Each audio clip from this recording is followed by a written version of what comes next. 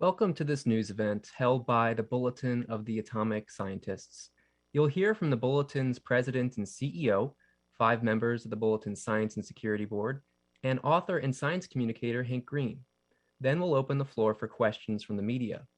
The Q&A period will be for reporters only, and if you wish to ask a question, use the raise your hand function and your line will be unmuted when it's your turn to ask a question. We'd now like to introduce Dr. Rachel Bronson, President and CEO, Bulletin of the Atomic Scientists. Hello, welcome to today's news event.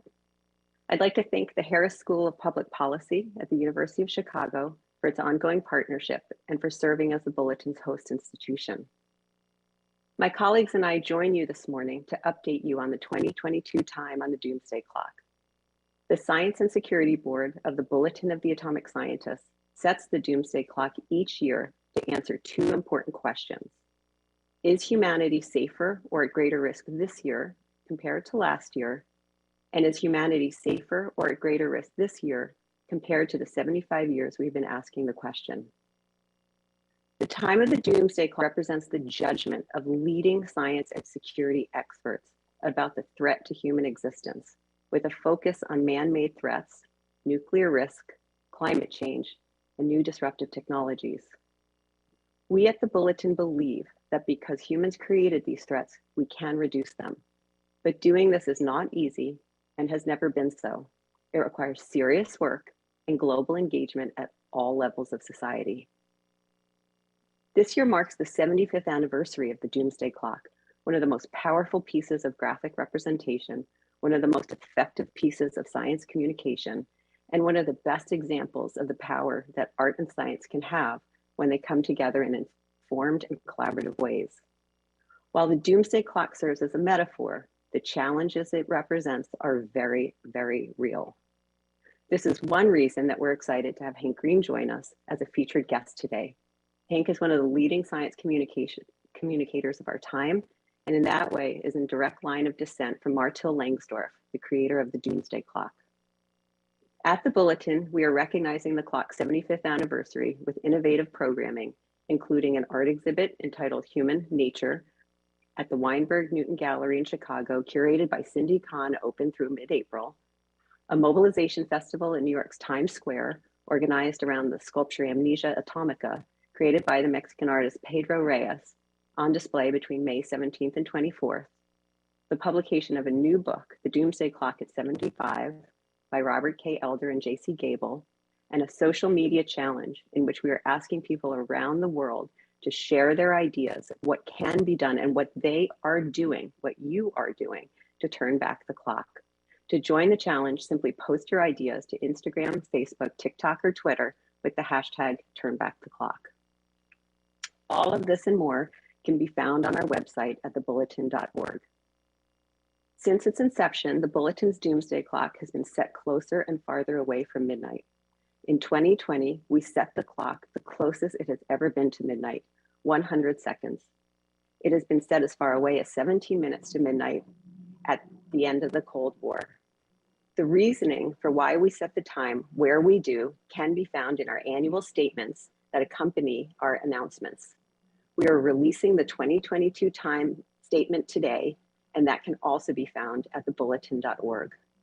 When the board set the clock last year at 100 seconds to midnight, we noted that we continue to believe that human beings can manage the dangers posed by modern technology, even in times of crisis.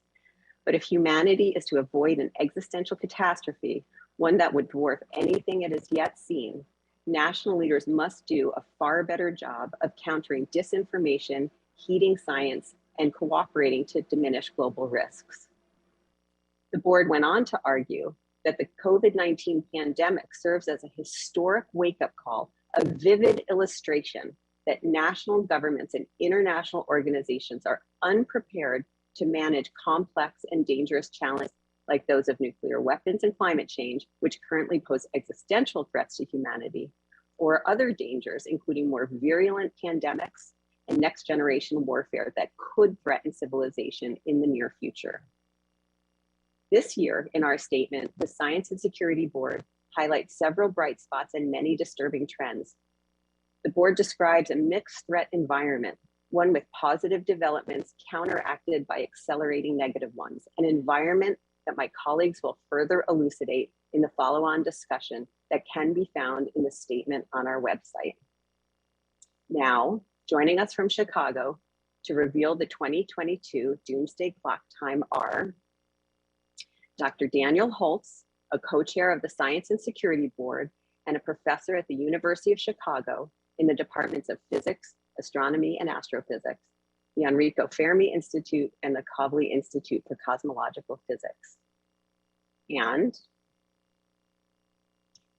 Dr. Suzette McKinney, a member of the Science and Security Board. She is also the principal and director of life sciences at Sterling Bay, where she oversees relationships with the scientific, academic, corporate, tech, and governmental sectors involved in the life sciences ecosystem. Today, the members of the Science and Security Board find the world to be no safer than it was last year at this time, and therefore have decided to set the doomsday clock at 100 seconds to midnight.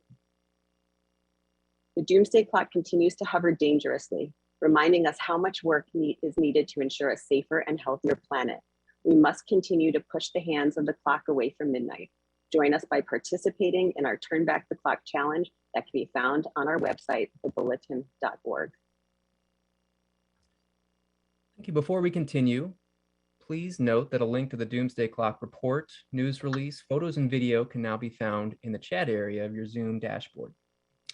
The next speaker is Sharon Squassoni, research professor at the Institute for International Science and Technology Policy, Elliott School of International Affairs at the George Washington University, and co-chair of the Bulletin Science and Security Board.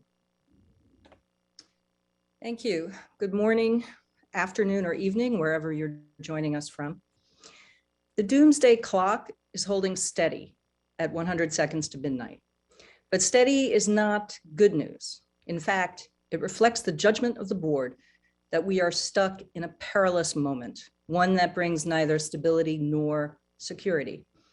In 2021, there was some positive developments in each of the areas of concern that the Science and Security Board reviews.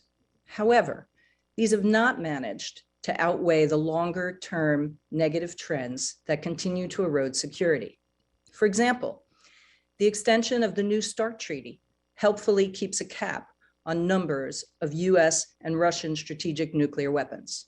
Are we better off with the treaty? Absolutely.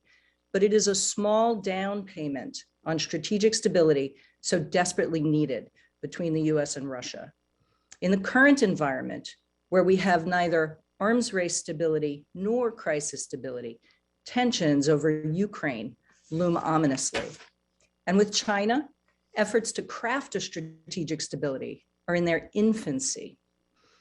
In climate change, rhetorical progress is not yet matched with swift actions. And in the sphere of biosecurity, trends point toward less rather than more cooperation to identify and manage or mitigate threats.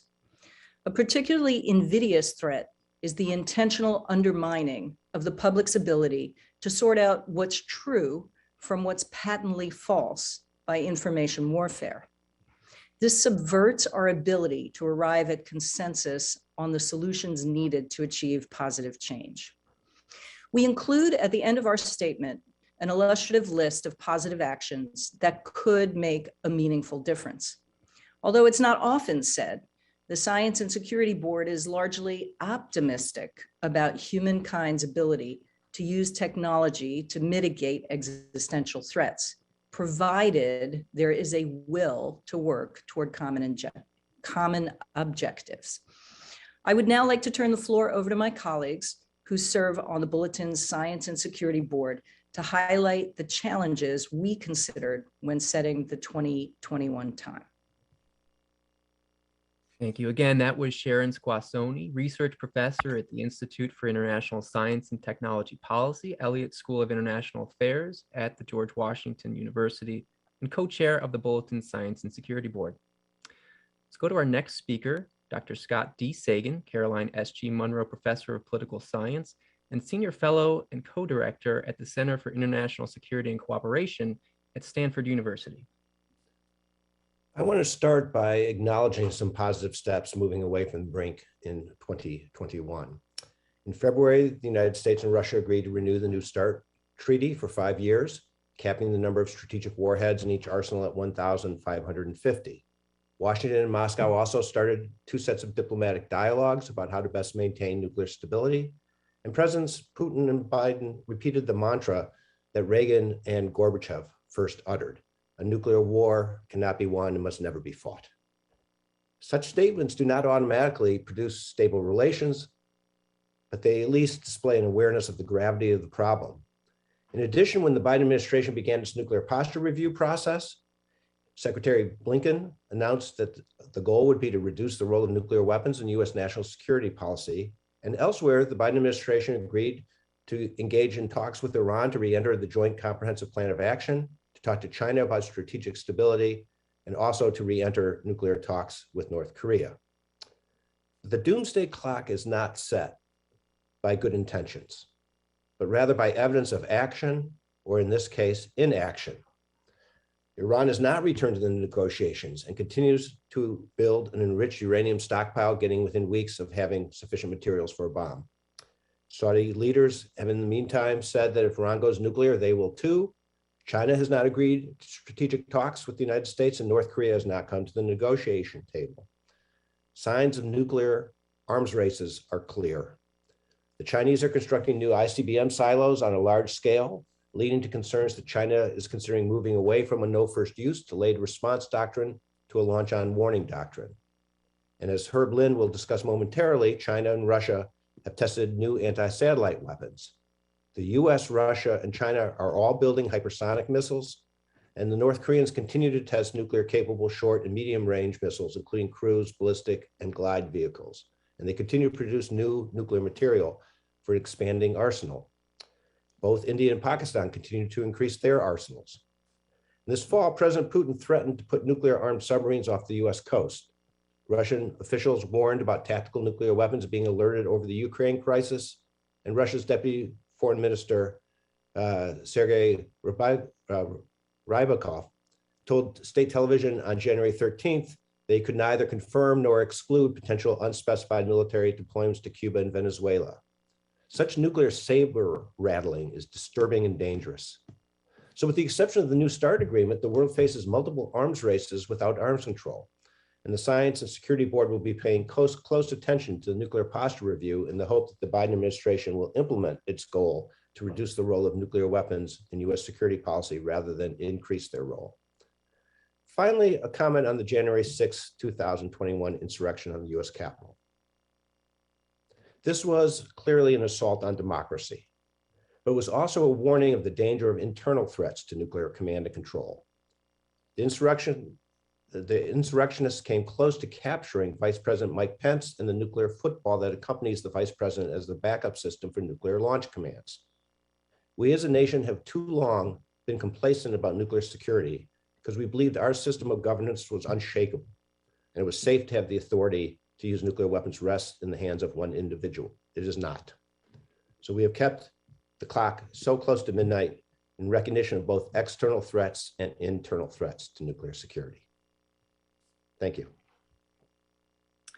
Again, that was Dr. Scott D. Sagan, Caroline S.G. Munro Professor of Political Science and Senior Fellow and Co-Director at the Center for International Security and Cooperation at Stanford University.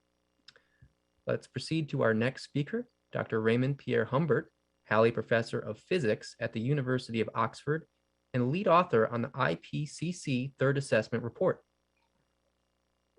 Yes, hello. Each year that human activities continue to dump carbon dioxide into the atmosphere nearly irreversibly ratchets up the toll of human suffering and ecosystem destruction arising from global climate disruption. The essential measure of success in averting worsening climate catastrophes is the extent to which actions are put in place to put emissions on a track to be zeroed out within the next several decades. We've had over 40 years of warning that the climate crisis was coming. The 2021 Physics Nobel Prize, in fact, recognized that the connection between human-caused carbon dioxide emissions and global warming is based on absolutely firm physics. It's a tragedy that the warning has not been acted upon sooner. There is no more time to waste. The year began with reasons for hope, in particular with, following the election of Joe Biden to the presidency of the United States, the return of an administration there that views global warming as a real and serious problem requiring action. There was also great hope that the Glasgow Conference of Parties meeting would usher in a new era of more stringent commitments toward achieving the net zero goal.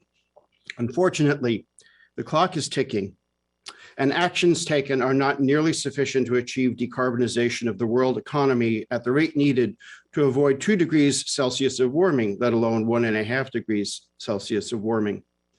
There was hope that in the recovery from the COVID crisis, the world could build back better, and that part of that would be making progress towards decarbonization, but that has not happened to any great extent.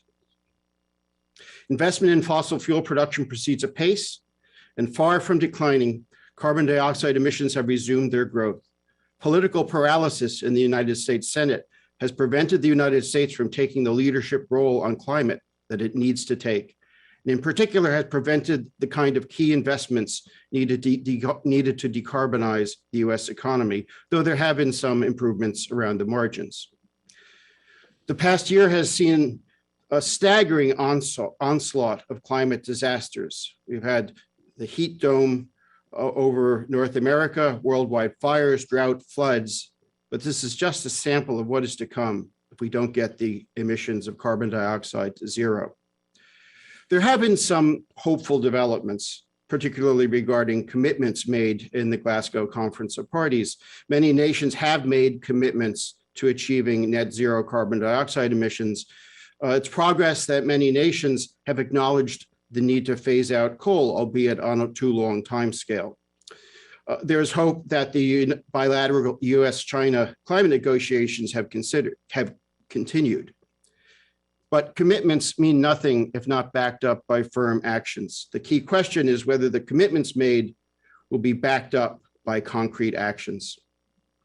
The situation is dire, but all is not lost. There is still time to get this boat unstuck and to get it moving toward net zero. So long as there is any fossil fuel left in the ground, there is still room to keep the climate from getting yet worse by making sure that it is left there and not dumped into the atmosphere. But the longer we delay, the worse things are going to get. Thank you.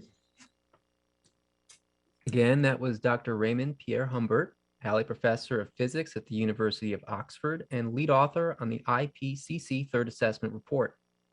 Let's go to our next speaker, Dr. Asha M. George, Executive Director, Bipartisan Commission on Biodefense. COVID-19 has revealed our national and global vulnerabilities to biological events. Millions around the world continue to be infected by a disease caused by a virus we managed to ignore for 20 years.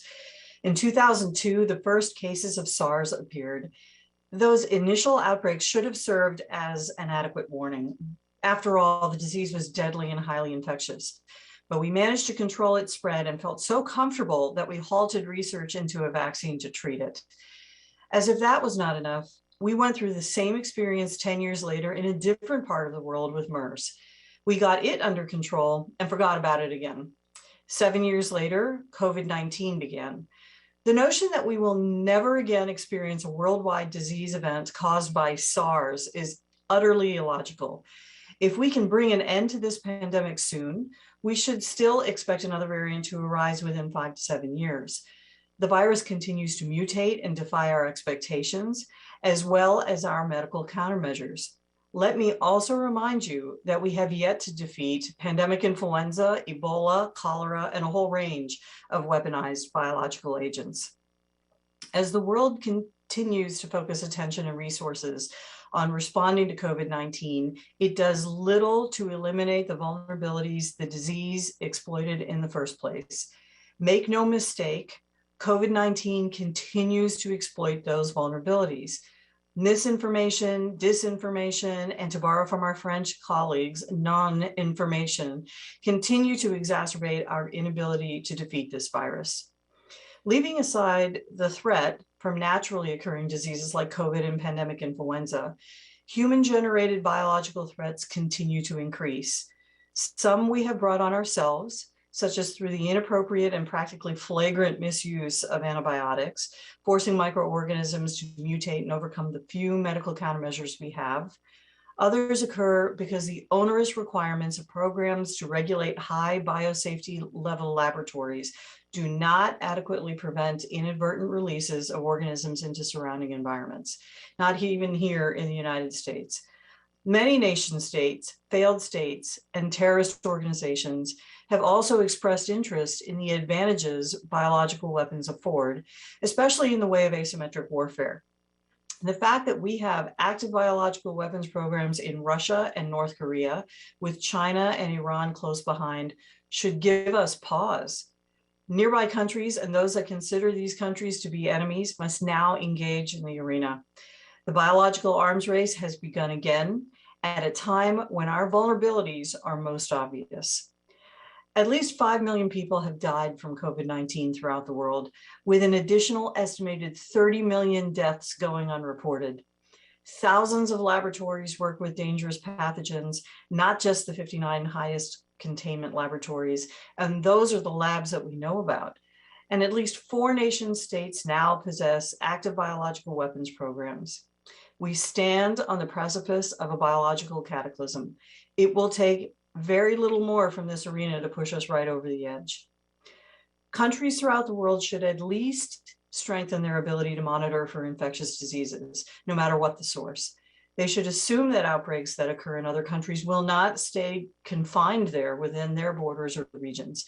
And they must take extraordinary measures now before biological weapons programs result in biological warfare.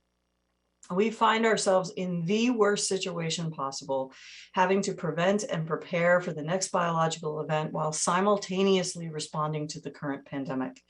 But we can do all of these things at the same time. We really can. Yes, there are many deadly threats to the world today. And yes, our resources are limited.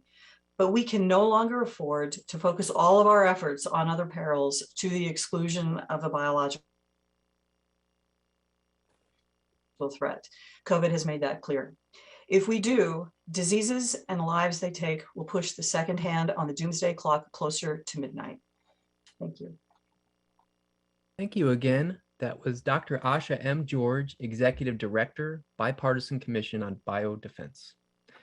Let's go to our second to last speaker, Dr. Herb Lin, Senior Research Scholar for Cyber Policy and Security at the Center for International Security and Cooperation, and Hank J. Holland, Fellow in Cyber Policy and Security at the Hoover Institution at Stanford University. Thank you. On disruptive technologies, I want to call attention to anti-satellite weapons and digital technologies. On anti-satellite weapons, we know that Russia conducted an anti-satellite test in November last year to destroy one of its own satellites and creating a debris cloud that potentially threatened the International Space Station. Earlier, Russia conducted close approach space operations that potentially threatened on-orbit satellites. In addition, in years past, the US and China and India have conducted destructive anti-satellite activities. The net result of all of this is that ASAT weapons are on the verge of becoming important elements in the military posture of many nations. Since satellites provide many important civilian and military functions, the prospect that they may become much more vulnerable during crisis does not bode well for strategic stability. On digital technologies, malign uses of digital technology have not been curbed in any significant way. Cyber attacks on important computer systems continue apace, as demonstrated, for example, by the 2021 ransomware attack on Colonial Pipeline that disrupted fuel supplies on the US East Coast. We see it also in China, Chinese use of digital surveillance technologies reaching new heights with AI and facial recognition systems being tested on the Uyghurs in Xinjiang, and an effort to develop facial standards for facial recognition that can be used to distinguish individuals by ethnic group. And perhaps most significantly, technology-enabled disruption of the information environment has arguably gotten worse over the last year. Although the new administration has done much to depoliticize the role of science in informing public policy, disinformation from outside the executive branch appears to have taken even stronger root in dangerous ways. Enabled by technology, large fractions of Congress and the public continue to deny that Joe Biden legitimately won the presidential election in 2020. And their views on these matters appear to be hardening rather than moderating. Similar trends regarding COVID-related disinformation are apparent around the world, crippling the ability of public health authorities and medical science to achieve higher rates of vaccination and mask wearing and better social distancing. And despite the revelations last year about the role of social media campaigns and taking advantage of vulnerabilities in human psychology and cognition to spread disinformation and societal disunity, the actual behavior of social media companies has changed hardly at all. The even more alarming has been the cynical exploitation of such trends by elected officials and their quest to gain or retain political power. Rather than standing up for the rule of law and defending conclusions of an independent judiciary regarding various allegations of election fraud, they pointed to such outcomes as yet more evidence of a system rigged against them. Technology has contributed vitally to an environment in which no conceivable evidence or rational argument can persuade true believers to change their minds. And the resulting fractures mean a world in which different and antagonistic political tribes each live in their own factual universes. This is not a world governed by reason or reality and is itself an existential threat to modern civilization as we have come to know it. Thank you again. That was Dr. Herb Lin, Senior Research Scholar for Cyber Policy and Security at the Center for International Security and Cooperation, and Hank J. Holland Fellow in Cyber Policy and Security at the Hoover Institution at Stanford University. Finally, we'll now turn to our special guest speaker, Hank Green, science communicator and author.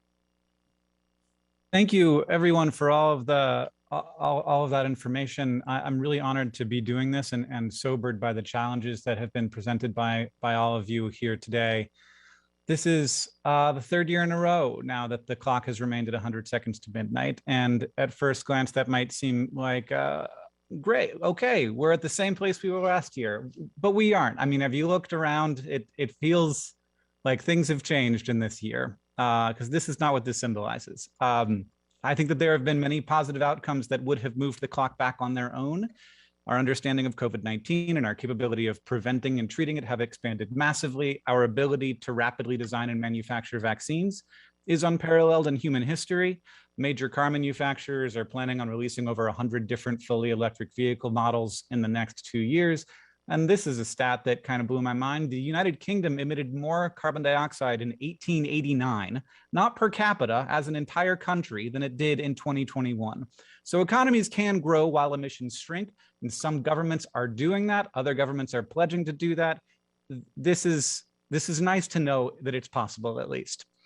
Meanwhile, there are reasons to move this clock closer to midnight. There's a rising tide of nationalist and isolationist bluster that has resulted in rapid movement away from the kind of multilateral agreements that we need for weapons technologies and climate change and biotechnology and artificial intelligence. Human exposure to extreme heat has tripled since 1983. When I was 3 years old, the existence of vaccines has only helps people as much as people will take them. And a growing group of social media influencers masquerading as politicians and pundits have found that there is audience to be gained and influence to be gained by catering to and amplifying people's natural fears and apprehensions, tearing down reality so that they can be masters of the delusion that they construct in its place. 75 years ago, when the Bulletin of the Atomic Scientists first debuted the Doomsday Clock, I doubt anybody in that room would have challenged the idea that the technologies that are most disruptive to human societies are weapons technologies. But I want to challenge that idea today. The thing that makes us human, that gives us the ability to use the secrets of the atom to destroy whole cities, or use those exact same secrets to fight a cancer to save the life of a child, it's not our control of the atom, it's communication at the root of that.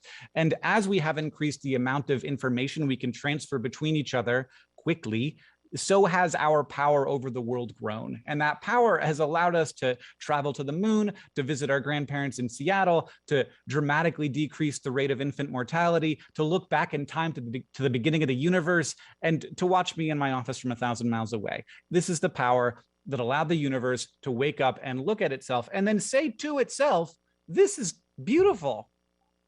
So atomic energy might seem like the greatest power we have ever harnessed, but it is not. Our greatest power has always been and will always be our words and our ideas and our stories. So I think the most disruptive technologies to societies are communications technologies, whether that was the printing press and Martin Luther setting off 200 years of religious wars that resulted in the deaths of tens of millions of people in Europe, or the internet requiring us to rebuild our information ecosystem from scratch. I think we need to remember that we are at the beginning of a very big shift in how humans communicate. We do not know what we are doing with this colossal new tool that we have been given. Like a monkey with a gun, wondering why this thing makes so much noise and then surprised when our foot starts bleeding. But I know a group of people who are better at handling it than anybody, or at least the demographics of the people on the screen today, people who are better at noticing the BS, and it's seeing when like a scalpel is being used like a sword. They are the people for whom it has always been there, young people. And if I have things to say to young people, one, thanks for being in this world at this time. But second, if you put the weight of all of those problems on your shoulders alone, you will be miserable and you will burn out and you will not be useful in this process. So pick a focus and care about that thing, maybe two things, but definitely don't feel like a bad person when you're not doing everything, because no one changes the world alone and no one doesn't change it at all. And you know what that looks like? It looks like everything. It looks like teaching and nursing and research and engineering. There isn't a field that isn't about restabilizing the world, as long as you think we need to be restabilizing the world and I want to be a part of that. Because at its core, this is about everything from caring for each other to designing power storage systems. It's about being thoughtful inside of bold action, which isn't easy, but it is possible. And I'm a little tired of hearing people say that we just need to get serious about these things, fixing these problems. We're serious about fixing these problems, but they are very hard. You know why we're 100 seconds to midnight? It's because having a roommate is a pain in the butt. So don't expect it to be easy to have 7 billion planet mates. We're not all going to agree on stuff, but we still have to work together. I think that we spend a lot of time feeling mad and powerless these days. And let me suggest instead, maybe just one day a week, instead of getting mad, try getting curious. Figure out why these problems aren't getting solved and be one part of one reason it gets a little easier. I'll do another one, and then somebody else will do another one, and together we'll get it done. Every year I spend on this planet, I am more amazed, astounded, and frustrated by humans. But if there's one thing that we keep doing over and over again, it's impossible stuff. What is the first step toward doing that? You have to care. You have to be interested in it, even obsessed in it. Not all of the, not obsessed in like the bad people who are standing in your way, which is very easy to focus on them because we're people focused, because we're people. Not be focused in the Twitter fights and the clever quips of the influencer politicians. Focused and curious about the actual problems. And the fact that you're here right now, if you're listening to these experts shout for multilateral commitments to no first use weapons policy and dramatically decreased carbon emissions, is proof that you do care. The fact that you know what a no first use nuclear weapons policy is, even if you didn't know that 30 minutes ago. The fact that you have the words, that you have been given them, and that you can imagine the story where powers with deeply conflicting interests can nonetheless agree on what Ronald Reagan said. I don't agree with everything he said, but I agree that a nuclear war cannot be won and must never be fought. And likewise, we have to say the war against the climate crisis can be won and must be fought. There's no doubt that we're We're cursed to live in interesting times, and I'm sorry about that. But thank you for living in them with me, because we will not get it done without you. So on the 75th anniversary of the Doomsday Clock, the Bulletin and I are asking people to join the Turn Back the Clock challenge. This is a hashtag because social media can be used for good. We want to hear about the actions that inspire you and how we can work together to save the world. So to join the challenge, simply post your ideas on Instagram, Facebook, TikTok, or Twitter with the hashtag Turn Back the Clock, hashtag Turn Back the Clock. And if you want to take another step today, you could check out peace-dividend.org, where people of the planet are asking for something small yet massive. You'll find out about it when you get there. Thank you, everyone. I appreciate what you are all doing so much. Again, that was Hank Green, science communicator and author. Thank you, Hank. And that takes us to the Q&A portion of the call. If you wish to ask a question, use the raise your hand function and your line will be unmuted when it's your turn to ask a question. As a reminder, these are audio only questions. You'll not be on camera, and the Q&A period is for reporters only. If you're having issues with your own audio or the raise your hand function, you may use the text-based Q&A box, and we'll do our best to get to all the questions. And before we start taking questions, we'd like to remind you that a link to the Doomsday Clock report, news release, photos, and video is available in the chat area of your Zoom dashboard. Alternatively, you can go to thebulletin.org to find all the materials related to today's announcements. Okay. I think we'll take our first question here. It's from Voice of America, Dongjung Park. Please unmute your line. Hi, I have a question to Dr. Scott. So how do you think North Korea's nuclear and ICBM development will affect the end of the world? North Korea has continued testing short-range and medium-range missiles. It has fortunately not restarted the testing of ICBMs. That's something that's good. What we don't know is whether they feel that having tested one missile that could hit the United States is sufficient, and that they think that we would not think that that is sufficient, having only tested one. They might. So I think what they are doing is dangerous, because imagine the following scenario: if even if you think that they do not want to start a war, which I believe is true, they do not want to start a war. Imagine the incident that occurred in Hawaii in 2017, where a individual announced that missiles were incoming to Hawaii over the emergency warning system and said, this is not a test. People in Hawaii got really nervous. People in Washington did not, however, because we have redundant warning systems. We have professional people who said this was a mistake immediately. And we really didn't think North Korea was about to attack Hawaii. Imagine that occurs in North Korea today, that kind of incident. A, they don't have redundant warning systems. They have very primitive warning systems. B, you don't get in trouble if you make a mistake in North Korea. You can get killed. So people are not going to try to say, yeah, we made a mistake. And three, they did think we were about to attack them because we kept saying we were going to attack them. So I am very worried about the situation in North Korea, not just because of concerns about North Korean decision-making, but because of the risk of an accidental or unauthorized use there. Great, thanks.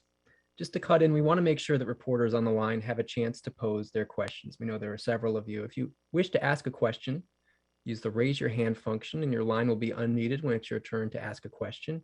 And as a reminder, the Q&A period is for reporters only. If you're having issues with your audio or the raise your hand function, you can use the text-based Q&A box and we'll do our best to get to all the questions.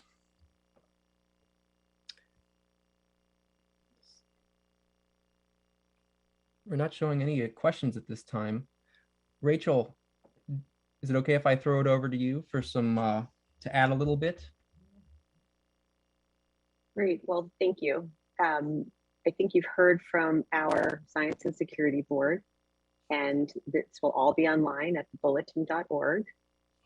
And for additional questions and to continue the conversation, the Bulletin works on these issues 24/7, 365 days a week. So check out our site where you can see the members of the Science and Security Board and their contributions to the discussion, as well as experts from around the world constantly chiming in. So with that, Max, I think I can turn it over to you and adjourn the program. Thank you. And just so you all know where to get more information following today's news conference, to connect with any of the speakers you've heard from today or to get more info, contact Alex Frank at 703-276-3264. Again, that's 703-276-3264. Putting his contact in the chat as well. A recording of this news event and the related media materials will be available online at thebulletin.org. We thank you for joining this news event held by the Bulletin of the Atomic Scientists. That concludes today's news event. Thank you.